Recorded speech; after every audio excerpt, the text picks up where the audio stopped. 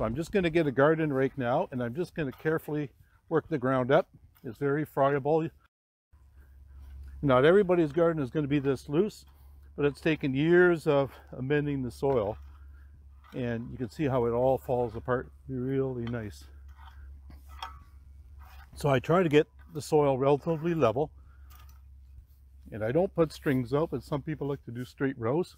I'm just going to get the handle of my rake here, and I'm just going to create a small trench.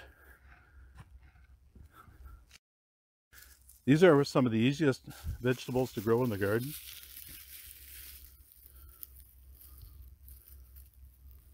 So basically, small onion bulb, it's got a little spot on the bottom where are the roots, and then the pointed part is the top. And what I like to do is we try to put these in the soil, and we put them so that the tip is just going to stand out. And you can see I'm only putting them about 1.5 inches, maybe 2 inches apart. And then a lot of people are going to say, oh, that's way too close, because onions can get up to, say, 3 inches, maybe even 4 inches wide. But the trick is, I like to have lots of greens on my onions so that I can use them in salads through the season. And then the last ones that are still in the rows are the big ones that I can use for fall storage if I like. So I plant them really close, and then as they grow, I take every other one out. You get a real small one like that, throw it out. With these, I've pushed them in about 2/3 of the way into the soil already. I'm not even going to cover these, because by the time it gets a little bit of a rain, or if it doesn't rain, that I get the garden hose out and give them a bit of a drink, the tops are almost going to be covered. This is Spanish onion. Spanish onion usually gets 3-4 inches. They're milder than a lot of the plants. If you like spicier onions, then you go with the red onions. You could plant them exactly the same way. You can also use the red onions or even white in greens for in your salads. And then again, leave the biggest ones that form through the summer for fall digging or whenever you wish to use them. What people do if they have a small garden, they don't have a lot of room, you could plant fewer onions. I'm not even going to put any more than maybe 25 or 30 in this row, and then I'm going to save the rest in the bag. I'll put them in the fridge, keep them cool and keep them from sprouting, and I can do some more when I have a little bit more room on my garden, say in 4 or 5 weeks. Leek is in the onion family. A lot of people like to grow leek through the whole season, and in the fall they can be sometimes up to that thick at the base, and they store very well. They can take cold, all right? They don't have to be protected from frost in the fall. And in fact, a lot of gardeners would tell you that they taste better after they've had a frost in the fall, right? It brings out the sweetness of the plant itself. So what I've done here is I've shaken some of the dirt off. If you have a pot that's really rooted, I get a pail of water, and basically I'm just shaking the roots, get all the dirt off, and all I have is the roots left. And then they're very easy to take apart without ripping all the roots off.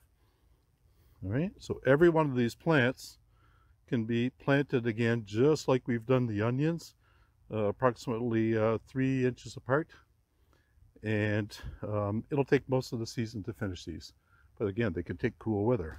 So I'm going to get a shovel here, and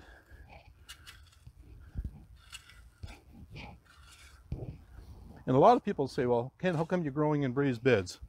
A, the body doesn't like bending down to the ground anymore from years of gardening. Secondly, you'll notice that all my soils, even though it's been a really wet spring, all my soils are dry enough that I can work. Raised beds drain way faster than a garden that's in ground level. So I can get in the ground usually at least 2 weeks earlier than anybody else can to get a good start. So I've made the trench about 3 inches deep, and basically I'll just put a plant in like this, put the roots down in the bottom. Don't have to be real fussy on how deep you plant them, but you want the roots all covered. Again, just lightly firm so that they stand straight. And press the soil around it. Don't have to pack it real hard, but enough that they don't flop over.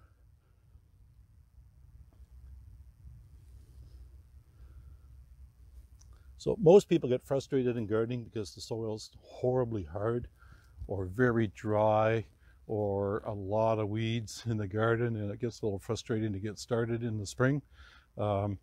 As we go through the series of garden plantings, I'm going to show you tricks of the trade so that you don't get a lot of weeds in your garden beds. And the rule, even in our garden center, is you see one little weed, you pick it out right away. If you leave something and let it seed, you got 100 or 200 seeds next time. All right, so a little bit of diligence in keeping up at it in the beginning makes our life a lot easier. And the first year you start a garden, if you have new soil, you're going to find that there's going to be a significant amount of weeds in new soil. Any soil that's worth its weight in gold is going to have weeds in it. If it doesn't have weeds in it, there must be some kind of herbicide that's been used or something like that, and you don't want that.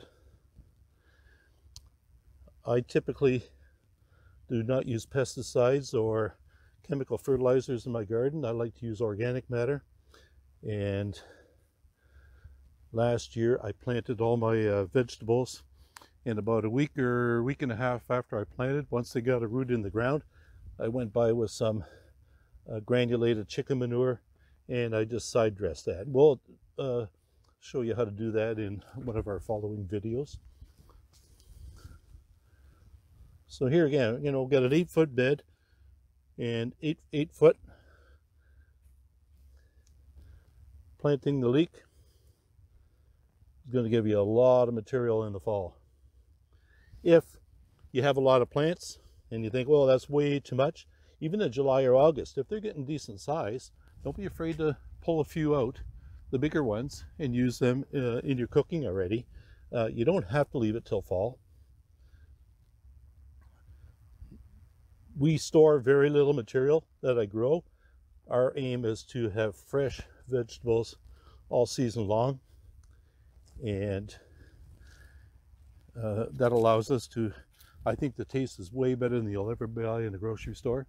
And once you've tasted fresh snow peas right out of the garden, I'm sure you'll agree with me.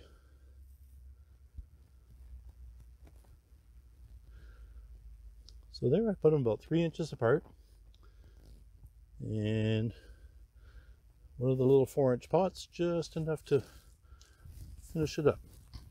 All right, I'll come by later and water these, or it's going to rain tonight, I heard anyway, so maybe I won't have to. But don't leave them sitting in the sun for 4 or 5 hours, because they'll start to wilt, especially once you bare root something. Get a garden hose and give them a quick drink. Okay, now what we're going to do is we're going to put some of these cauliflower in. Like I was mentioning earlier, we want as big a plant as possible to get started, and you want to start hopefully by the 15th, 20th of April. If you leave it till about middle of May, you're going to find that they're going to head up in the heat and they won't taste as well, or sometimes they'll bolt or go bad color. So this is a 4-inch pot again. This is a variety called Minuteman. It's one of the hybrid varieties. It's a fairly quick growing one, so before the heat we hope to have a head, and we should get a decent sized head. Maybe not massive, but I'm talking probably an 8-inch head out of one of these plants. So what I've done is I put onions in the one row, I've put leek in the other row. So you're going to say, well, they're going to stay very small for a long period of time, and you're right. So what I do in the middle of the garden of that same bed, I just get my hand, I can dig just with my hands. I'm going to set the plant in there. I'm going to put a little bit of dirt over the root ball, lightly firm it in. So then I've got a garden that's going to bring me some late season material. The broccoli will be out of here in about 6 weeks, and as that grows, the broccoli will be gone. We'll have more room for the plants that are still here. And we're putting them about 18 inches apart, because broccoli and cauliflower are going to get a good size leaf on it. And we want enough soil volume to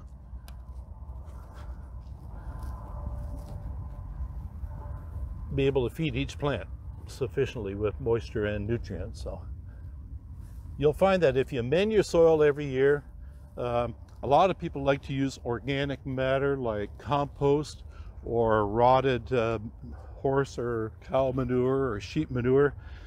I always say anything organic that you can work into your soil is good.